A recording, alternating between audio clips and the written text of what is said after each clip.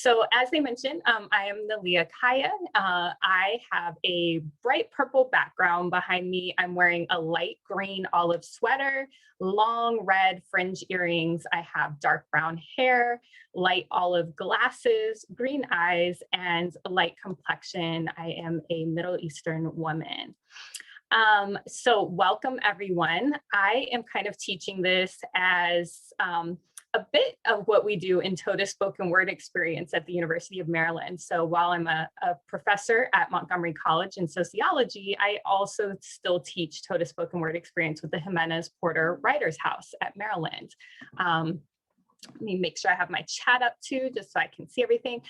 I will also, at the end, I will provide a link that will give you all of the videos, everything that is a part of this, just so you have that. So don't worry about trying to jot anything down throughout. So I want to begin first. Make sure my screen moves. There we go. I want to begin first by just kind of starting off with a community agreement. And so that agreement is participation by choice, listen or read to understand and not respond. So kind of trying to take in what others are sharing, which will probably be more reading since we're using the chat. Be open to different perspectives. Do not share the stories of others outside of this space unless they give you explicit permission. Let me move my chat here again. Share from your own experiences and perspectives. So using I and trying not to speak for groups in their entirety or communities in their entirety. And then this is a space for learning. So as it's titled, Allies and Accomplices, it's okay to make mistakes. So we're all here to learn with one another. And the important thing is just being willing to acknowledge and apologize, even if it wasn't our intention. And that's actually where we're going to kind of start off. So the first thing that I wanted to kind of talk about is intent versus impact. So some folks may be really, really familiar with this concept. And for others, you might kind of be like, I'm not really sure what that means. So I'm going to play a short video. Let me get ready to share my audio for anyone that is listening. And we go.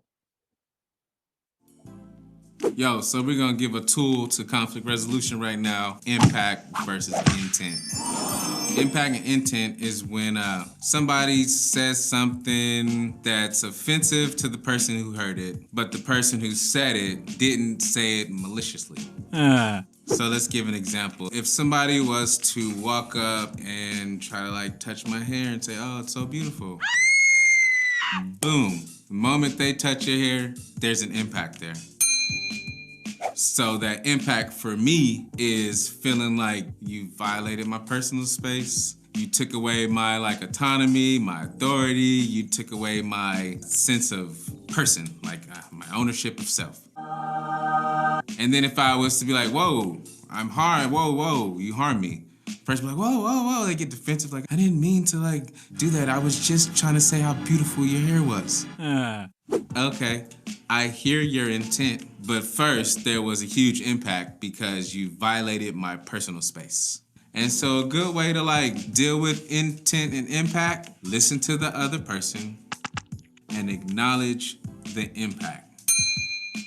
Reflect on what they're saying back to you on how they've been impacted and be accountable to it. After you are accountable to the impact, you might have the space to explain what your intent was. That person may or may not want to hear it, but at least the one thing that they do want to hear is you acknowledging the impact and being accountable for that. And so me being the impacted person, I could state the impact. Hey, this is why I feel impacted. Stating that lets the other person know how they have wronged you. And then you could acknowledge the intent if you want, so the other person can let their guard down or be more willing to engage in whatever conversation needs to take place on resolving that conflict in the moment. Yo. All right. So I also want to mention, feel free if you want to engage with one another in the chat. If you're seeing something on the video or hearing something on the video and you are just like, oh, that reminds me of this or that, feel free to engage with one another. So the video that I just played had a gentleman who is against a blue background. He was wearing a dark blue shirt. He's a Black African-American male. He has a full beard and he has short hair in twists. And so he was mentioning somebody reaching into his hair and touching him. And so we're going to kind of make the connections here to ability and disability. And some folks may have already made some connections, perhaps with that experience. All right, I'm going to move to the next screen. All right, so the screen that we're currently on has the words ally and accomplice and micro versus macro. And so just really briefly to assist us, because this isn't totally just focused on learning these concepts, but I wanna make sure that I give a definition kind of between the two. So an ally, we tend to be talking about more of like somebody who supports individuals in particular instances. They are challenging the status quo, advancing equity while working within the current power structures. So that's what we would kind of say is more of a micro focus. Now, an accomplice, people usually talk about in terms of being aimed at changing structures. So the work is directed by the stakeholders who are affected by the structures, focuses on dismantling the structures that create oppression. So a lot of working with communities in solidarity, letting them guide if you're not a part of that community. And so really trying to dismantle the framework. And so we would say that's kind of more macro level. And there are two references at the bottom that are in the Padlet, the link that was dropped in the chat, and I will make sure to put it in the chat again. And of course, if anyone misses anything throughout this, you can always email me. I will put up my email at the end and I can send you anything that you would like. All right. Okay. So this next video has a young woman wearing, what are they, tortoiseshell glasses, I think. They're very beautiful. She has on a yellow and white shirt with a tie around the neck and a little cutout, and there's a bow. And I believe she is Latina. And it says, "We are living proudly and authentically as ourselves." Hey guys, my name is Daphne Frias. I'm 22 years old and I am a youth activist. I'm here to talk to you today about how to be the best ally to those of us with disabilities. So my first tip is don't ignore someone's disability. I know right off the bat, if you meet somebody with a noticeable disability, you may feel a little bit uncomfortable bringing it up and you may think the best thing to do is actually just ignore it, but I promise you it's actually the opposite. We are so often living proudly and authentically as ourselves, and we want people to acknowledge that. So if you're wanting to avoid awkward situations, I say the best bet is just ask someone if they're comfortable enough to talk about their disability, and most often than not, we are. So my second tip is we really appreciate all of your help, but don't be offended if we don't take it. We all want to be independent as people, and those of us with disabilities have varying degrees of things we can and can't do. So we want to try to be as independent as possible. That doesn't mean that you shouldn't try to open the door for someone or grab something off a grocery store shelf, but if we don't accept your help, don't be offended. We're just trying to be as independent as everybody else. So my third tip, I hate to break it to you guys, but I don't know that random boy with a disability that you happen to know also. So this weird phenomena exists that people believe that just because I have a disability, I happen to know everybody else on the face of the earth that has a disability. And that's just not true. It's actually a really diminishing concept, and it makes people feel like you're just clumping us into one big category and erasing our personal identities. Let us know about sort of your personal experiences with disabilities, but don't necessarily assume that we are all sort of magically friends with one another. So my fourth tip, and I think this one is sort of my favorite and most important. The idea of disability comes in all shapes and forms, in every color under the rainbow, but it's often not seen that way. So my tip is if someone doesn't have a visible disability, don't assume that they're not disabled. There's many different types of disabilities, such as neurodivergent disorders like autism and dyslexia, or disorders like Ehlers-Danlos syndrome, which is a connective tissue disorder that isn't often very easily to notice. But that doesn't mean that they don't need your help and that they aren't part of the disabled community. So my fifth tip is just remember to be empathetic. A lot of people regard those with disabilities as sort of not human or sort of weirdly in the middle. But I think the best thing to remember is that we all have feelings and we all want to be treated the same. So my number one piece of advice is just to be a little bit empathetic and step back and reevaluate your everyday actions. If the kitchen counter in your apartment was too high or low for you to reach, if the doorway to your bathroom is a little bit too narrow, or maybe you process things a little bit differently than everybody else and it makes you feel like an outcast. We all have different things that make us unique and special, and that shouldn't set us apart from everybody else. At the end of the day, those with disabilities, we're all just regular people too, and we want to be treated as such. All right, thank you so much. I'm going to, for watching these or listening to these with me.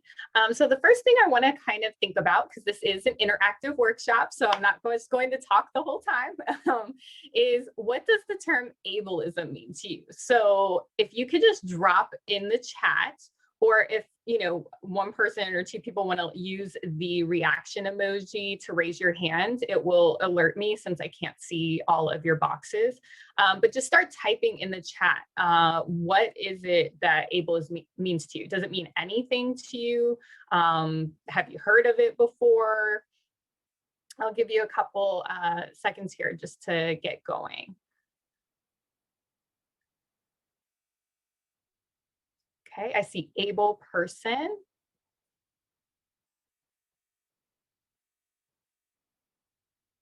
Okay, discrimination against people with disabilities, oppression, prejudice, not always conscious. Okay, that's a really good point, right? Because we just talked about intent and impact. So a lot of times people might not have a negative intent, but they impact someone negatively, like that first video, operating from the assumption that everyone is or should be able-bodied.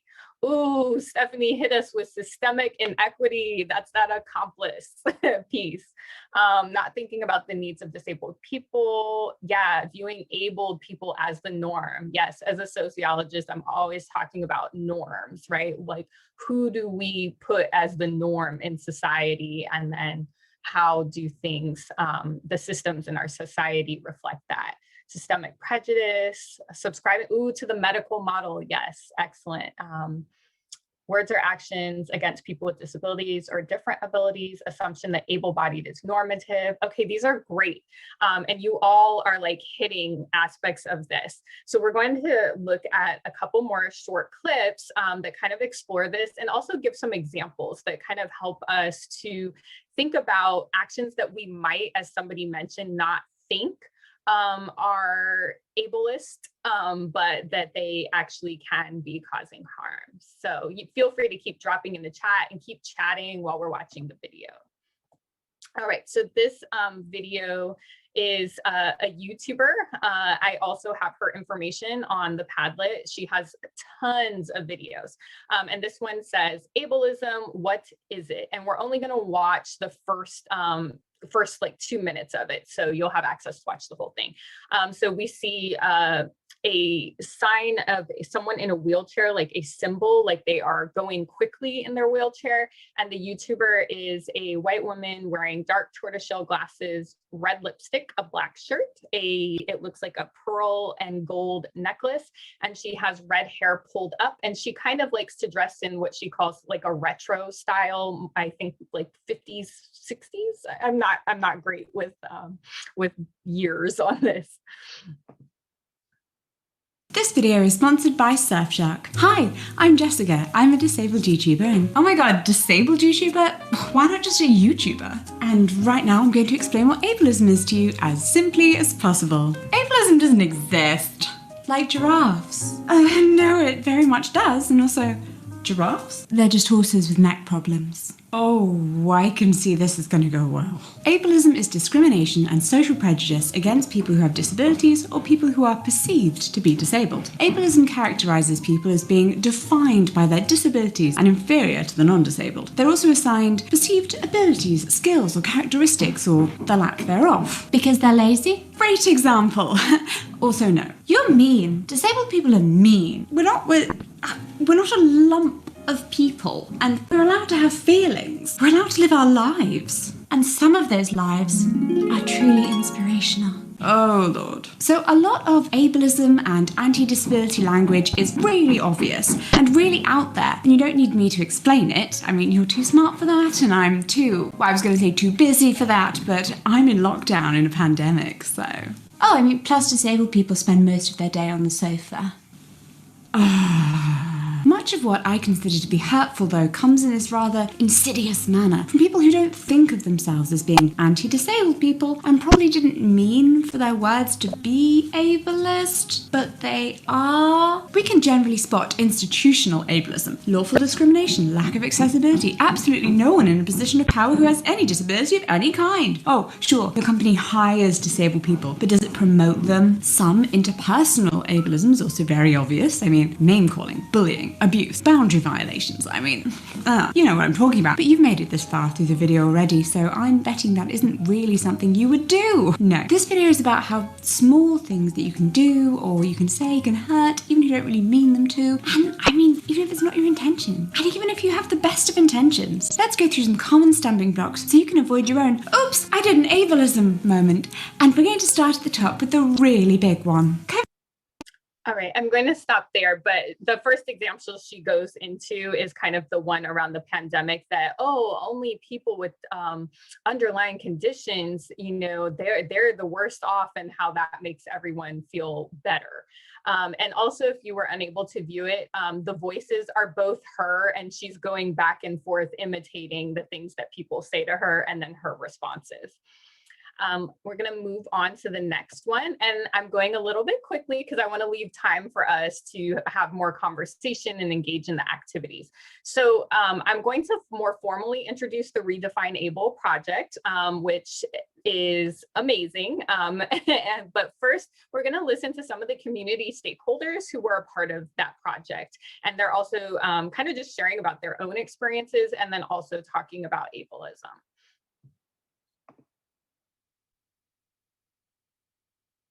Okay, we're gonna start now. Okay. Testing. Awesome. Cool.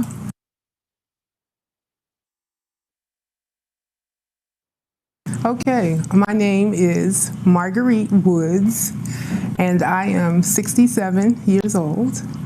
And my disability I'm told, is total blindness.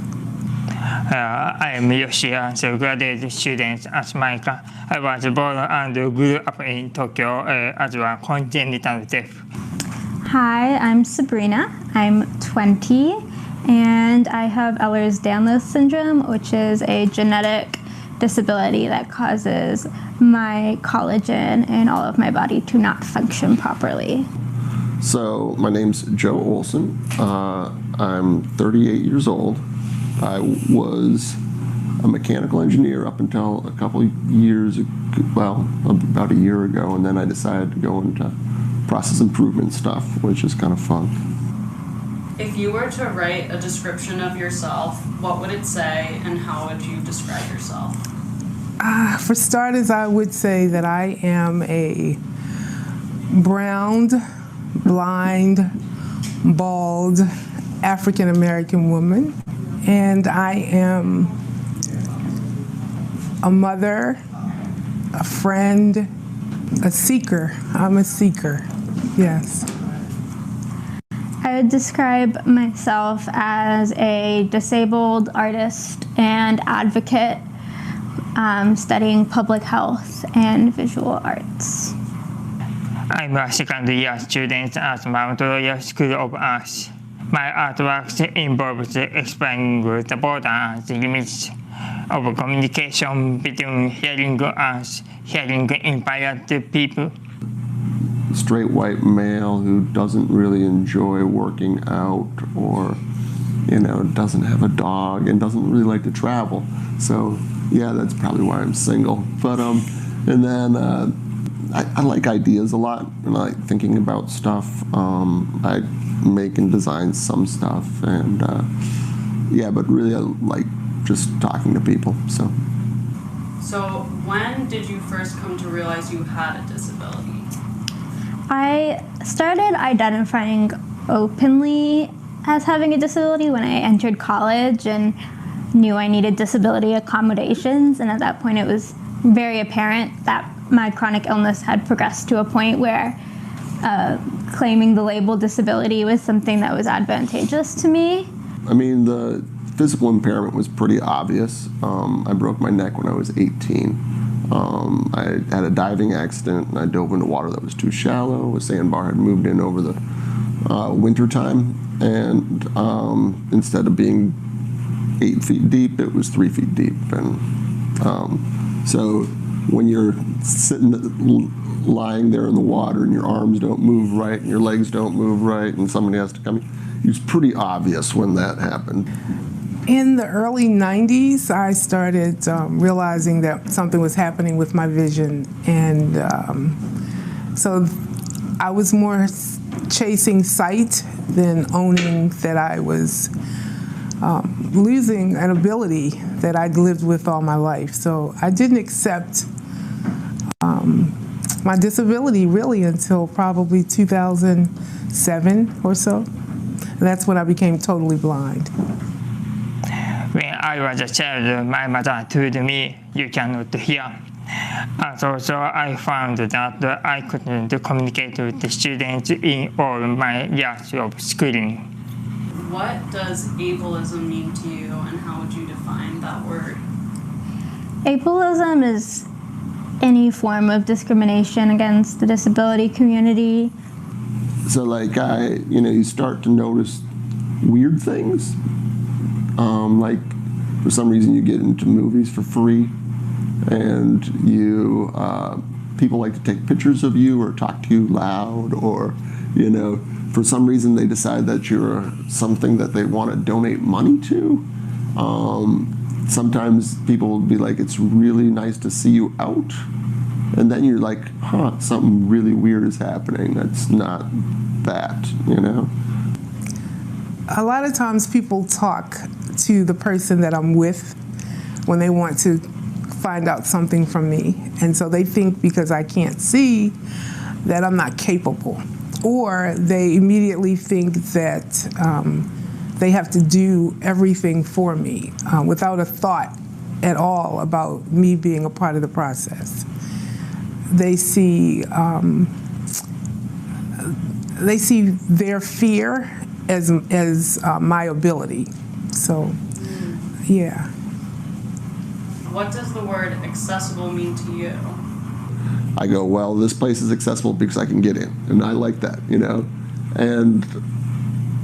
but I might not be able to get into the bathroom, right? So it is accessible because I can get in the space. It isn't completely accessible. It would be nice just to be able to get in there, just make that space that I can access, make my world just a little bit bigger.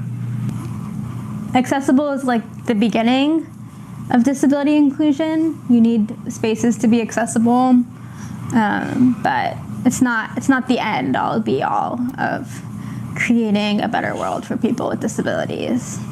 What do you like to do in your free time? I always work on my arts, but I like reading books and watching movies too. I like to beat people at chess. I don't really play very well, and I usually go to places where the people aren't very good, so that way I can beat them. So I love baking blueberry muffins and banana bread and cookies, and just anything like a little bit sweet.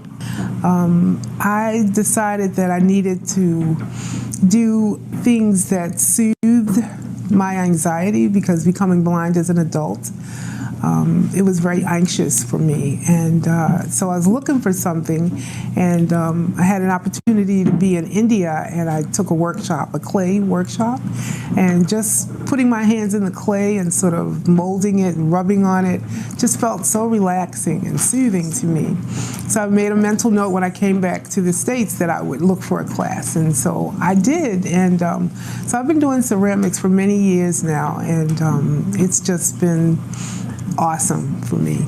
Can you tell us about a personal accomplishment in your life or something that you're proud of?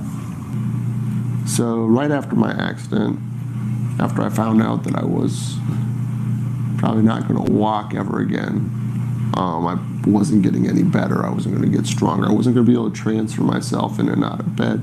So the physical, what everybody considers as independence, I couldn't really do.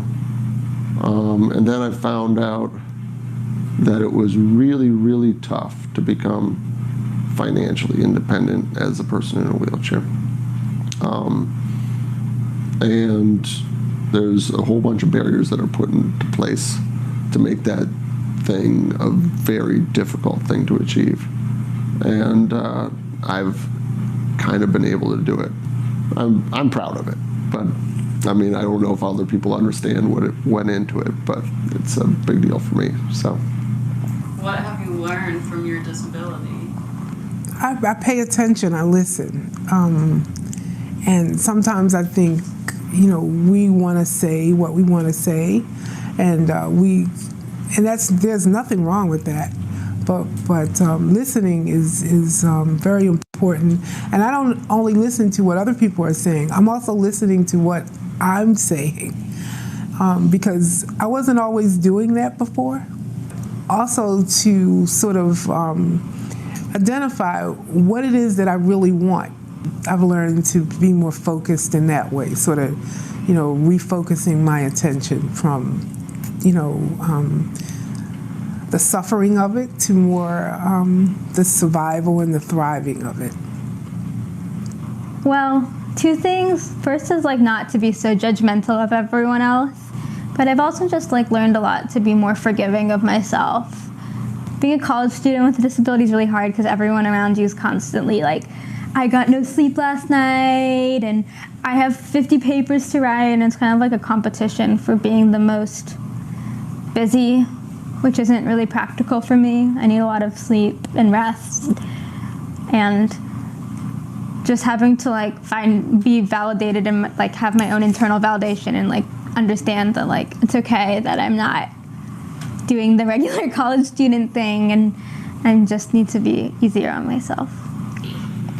I learned that I deal well with the adversity, and from my disability, I become mentally strong. I think that people should look at their own strengths and try to understand how that makes them blind to other people's weaknesses, and how it biases them against those types of things. Is something that you wish to tell a large audience about ableism, disability, or inclusion? Inclusion is the natural order of things, and that diversity is kingpin, and there is no one is better than or more than or less than. We all are. That perspective, I think, will open opportunities for everyone. It doesn't create burdens. It creates opportunity and creativity. Disability spans every single other community, and anyone can end up with a disability at any point in time. It's not a static identity of being abled or disabled. So, make your community accessible. Okay, well, that was the last one. Okay.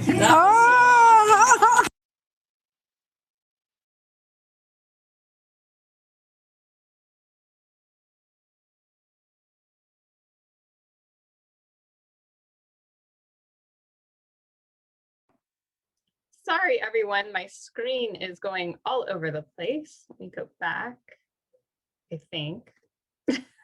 Here we go. All right, so some of these things were mentioned throughout the videos, but things and on the screen right now is a page from the Redefine Able website. It is the confront/able page, and it says grabs. Have you ever grabbed the arm of a blind person to guide them or push someone's wheelchair without asking first, right? So remembering that assistive devices are a part of people, right? For many of us who wear glasses, how would we feel if someone just like reached for our glasses and pulled them off or on, right? Assume that ability made some bodies better than others, felt entitled to inquire about why or how someone became disabled, felt pity for someone who had a disability, gotten inspired by watching someone with a disability perform a task that you take for granted.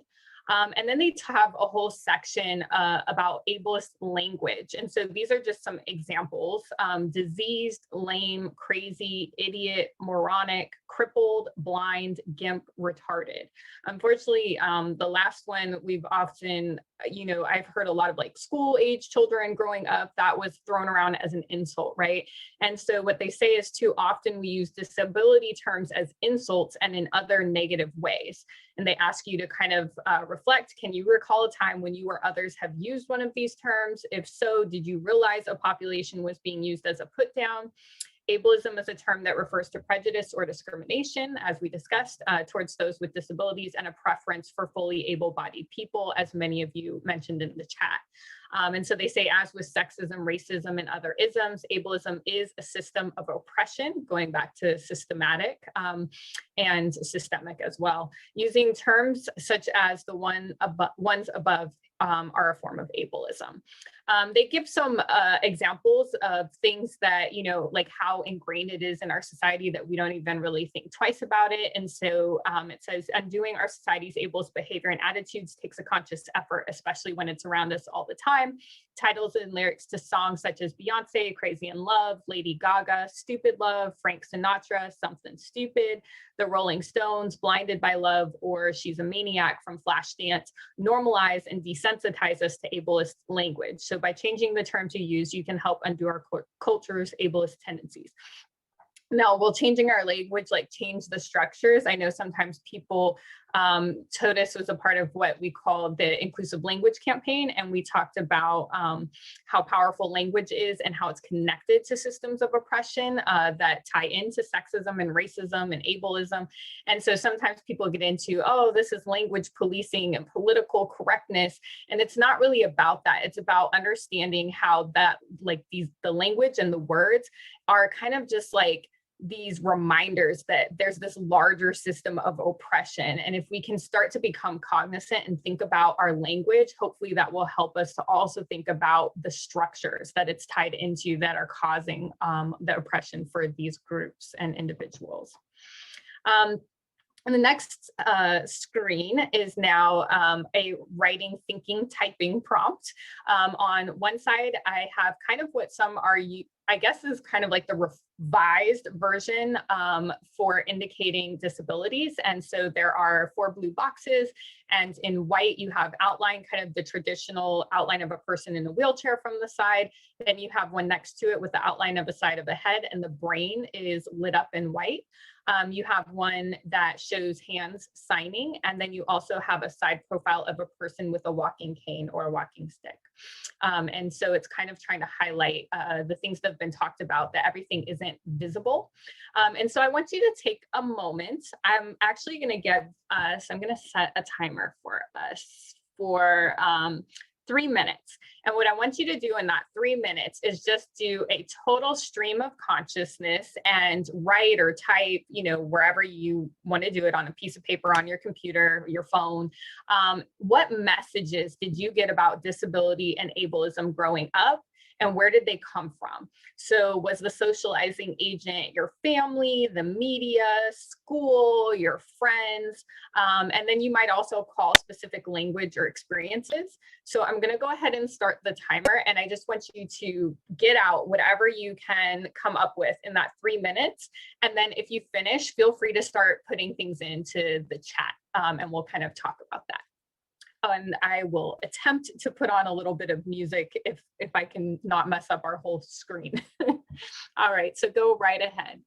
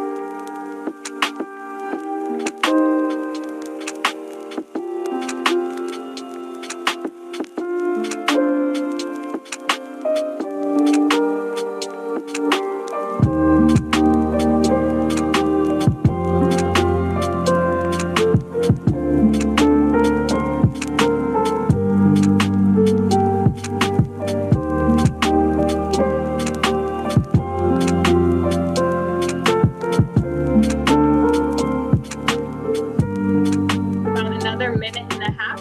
Go ahead and keep typing, thinking, writing.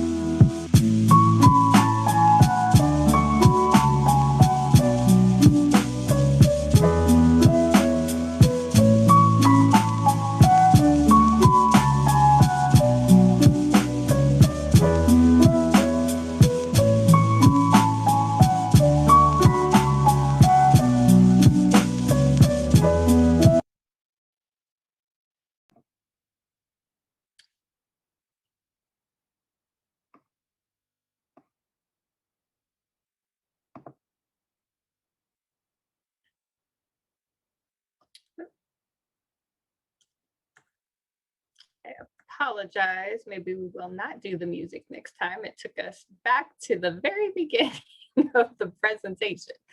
All right, 1 second here.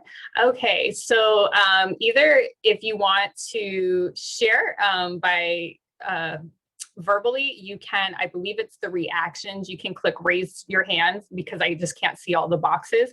But if people want to start dropping things in the chat, you know, it doesn't have to be everything you wrote, but just like, what were some of the messages? I know when I was growing up, one of the messages I remember was being told, don't stare. And so it kind of made you feel like, oh, okay, you know, don't look at people that look different. And it was just, you know, created kind of this idea that you're supposed to almost like avoid people that had a visible disability. So if you, and that I can't remember if I just said that, that was from parents. So what other like messages did you get around socialization? That they always needed help. Yeah, and that definitely connects to people like automatically reaching out, right? Thinking they're helpful, but sometimes doing things that people don't want.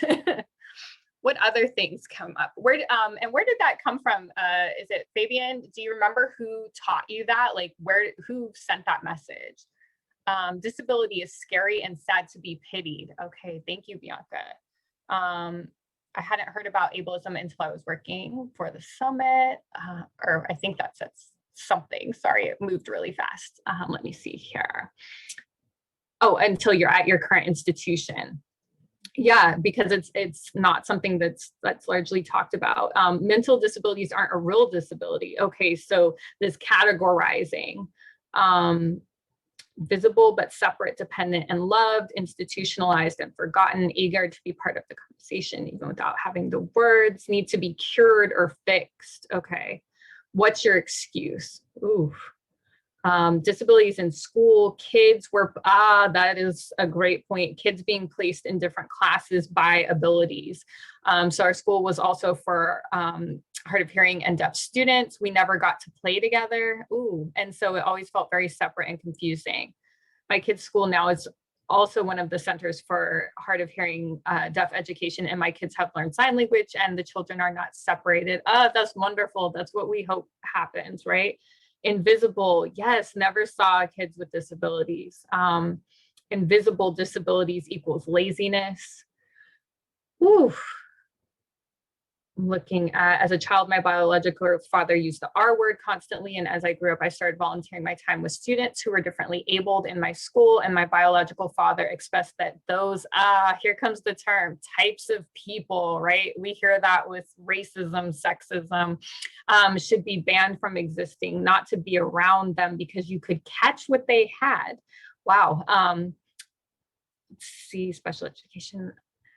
sorry, I can't read through all of them. I'm trying to like skim as many as I can that you have to fit in. I worked in a school where kids who needed to be active were able to walk around and fidget. The school I went through made us all sit in place and we were penalized for fidgeting.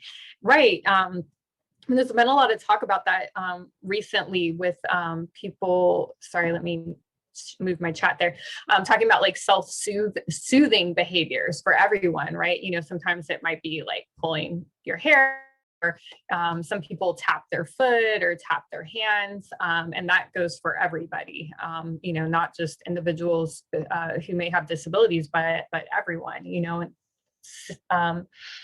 Wow. Okay. So there's a lot going on. You all have hit on structural pieces like separation in schools, not getting to come in contact and see people. So therein lies a huge issue with society, right? If we're like separated from one another, how do we learn anything?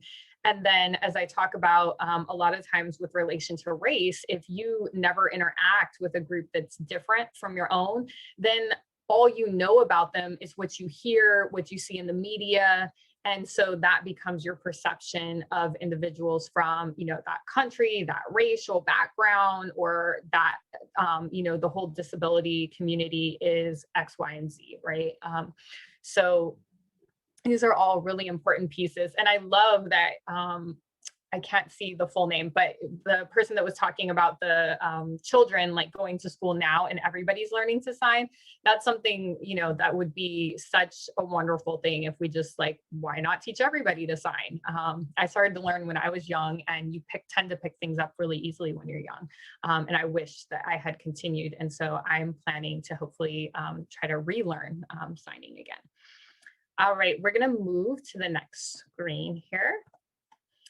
So the Redefine Able project.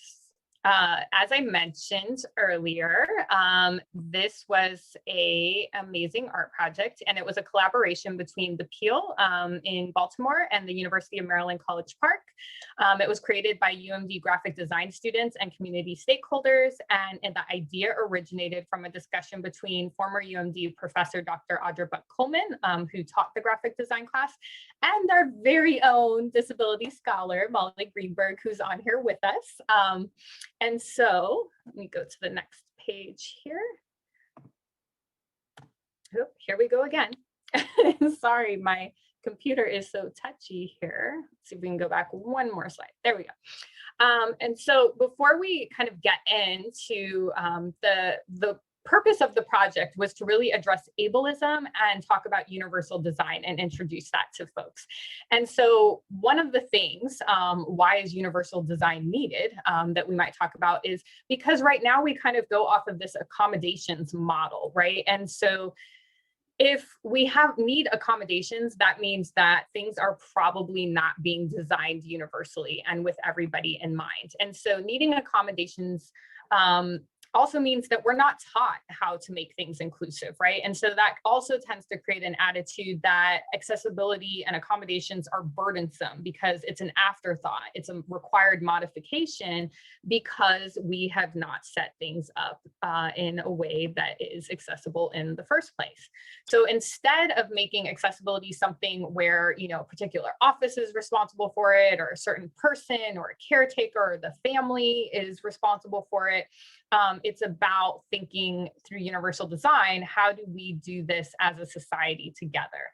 And then also just reminding people that a lot of times for like a college or work, you're asked for like medical documentation. I know for like accommodations in schools, oftentimes I had heard like, well, I don't have access to healthcare and they want me to get this documentation in order to go through the process with the accommodations, and I can't do that. So I'm not able to prove my disability should, you know, get me these accommodations. All right, so universal design. So on the screen is a picture of a lit up light bulb against the yellow backdrop, and it says universal design examples. And we're gonna go to the Redefine Able website, and we're gonna look at some of these things on here as soon as it pops up for us. All right, so, I'm sorry, I just made my chat go gigantic. All right. So some of the things that I wanted to highlight on this page that you can go and skim through more later. This is just kind of to show you what's on here. Things like truncated bump tiles they talk about. So having those on a surface can indicate and assist to pedestrians who are blind or visually impaired where they are, that they're coming to an edge near a street. So that can be particularly helpful. Something you may have not thought about, lever doorknobs. So if you think about round doorknobs can be difficult to grip, but some of these lever ones, it's larger and you don't have to turn them very far and they can still open.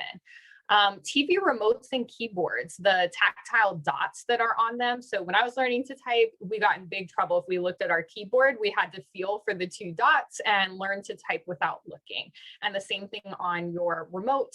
There are dots that kind of let you know where everything is in relation to each other. Flat paneled light switches. So thinking about the really small light switches that we fumble around in the, if the lights are off and you're trying to find it and it's hard, right? Because they're tiny. So by having these flat panel ones, it's a much wider surface area and you're not trying to grip this tiny little thing. You can just hit this flat with your hand, or let's say you have a service dog, they can probably easily bump it with their nose. And so these are, they also mention like exo containers and kitchen utensils are made to be able to easily grip. So I have a family member who got really ill from an autoimmune disorder and became totally paralyzed and is still like recovering from that. And this was one of the companies that I bought like our new can opener and things from because it's very easy. And offset door hinges. If you have an old house like mine, the doorways are really small. And so by using these types of hinges, you can actually gain an extra 2 inches of space for like a walker, a wheelchair, crutches, whatever somebody might need. So those are some of the things, just kind of thinking about every day that can be helpful. I'm going to go back to the screen so that we all can think a little bit more. Sorry, my presentation here. All right. So kind of having looked at that, again, universal design is an approach to creating systems, spaces, and objects that meet the needs of all people. The definition I really, really love is by Ron Mace. And Ron says, universal design is the design of products and environments to be usable by all people to the greatest extent possible without the need for adaptation or specialized design. All right, so that leads us to our last writing, thinking, typing prompt. So in the time that I'm going to give you, I want you to choose one space or item and reimagine it utilizing universal design. So it could be anything. For me, it might be like having this fantasy of walking in the stores and all the shelves are not taller than 5 feet and I can reach them.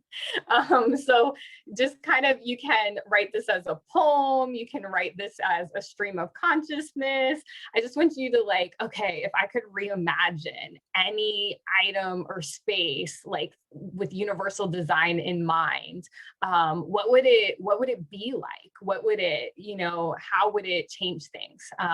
And then hopefully maybe 1 or 2 of you will want to share. So I'm going to give us about 3 minutes for this, and then we will come back. I'm not going to put the music on because I'll lose the space again, but I'll let you know when we're halfway. All right, so go ahead and begin.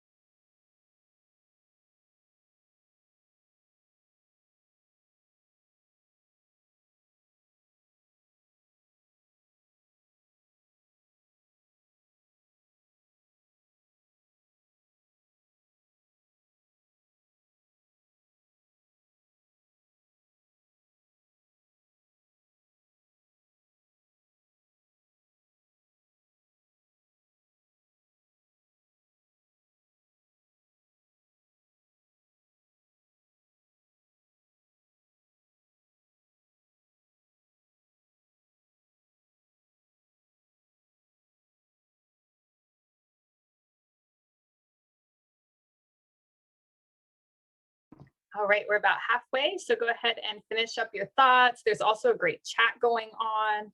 I can see some amazing poems coming out of these chat comments.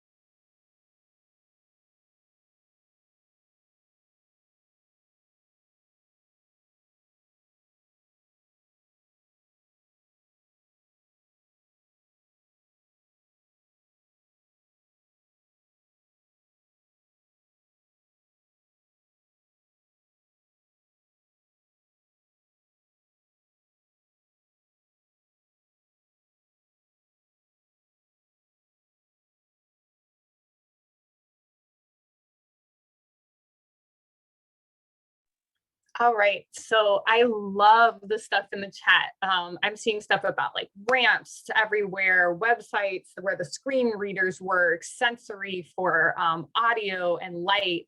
Whew, I had a grad school class where it had the brightest lighting, and I'm very sensitive to light, and I hate it. I always felt like those scenes in a movie where the person's laying on like an operating table and they're just like beaming this huge light in their face. That's how it felt every time I went to class. And I never thought about the fact that like I could ask for some, something like, can we find another space? These are great. And so obviously, because we're limited by time today, we don't get to like do a full out poetry workshop, but I hope that you will take these writing prompts around like your socialization and what you were taught and where it came from, or that you might take this prompt and write a poem about, how you would reimagine these spaces. So you all are kind of dropping stuff. And so tell me about what that space would feel like that first time when all those ramps were everywhere, or these I'm trying to see what else people are uploading, voice activated gadgets, like what would that be like? So I hope those are some things that you all continue to play around with and write and make some poetry. All right, so our next slide is kind of just more for a self-reflection because we obviously are low on time here. And so on the self-reflection screen, it just says, what thoughts, feelings, emotions came up for you throughout the session, kind of explore those. Like, why did you have those feelings or emotions? Where did they come from? Will what we've discussed today impact the way you think about accessibility? If so, how? Do you personally plan to do anything to address ableism? And if so, what might that be?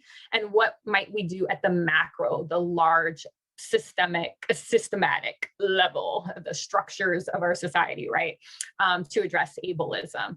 And so just also reminding people that it's okay we're never going to be perfect, right? Like, but it's about striving to make things better. And that when we do make those mistakes, when our impact doesn't match our intent, being willing to listen and apologize, right? And so that makes such a huge difference in building relationships with people, and being able to say, it's okay if it's not perfect, nothing's perfect. And that's coming from a perfectionist, if anybody else is like me. So I did mention that there are resources. So like all the videos, additional videos, I'm dropping in the chat right now. It's on a Padlet. And then also, if anybody wanted to reach out to me, you can email me. And I just wanted to thank everyone for coming. And I'm really glad that you joined us. I wish I could engage with you all more because there's so many fabulous things in the chat. But thank you so much for spending your time with me. Yes, let's give a big thanks to Naliyah again. And thank you everyone for coming and staying. And we all encourage you to have conversations about ableism and accessible design outside of this workshop as well. Thank you, everyone.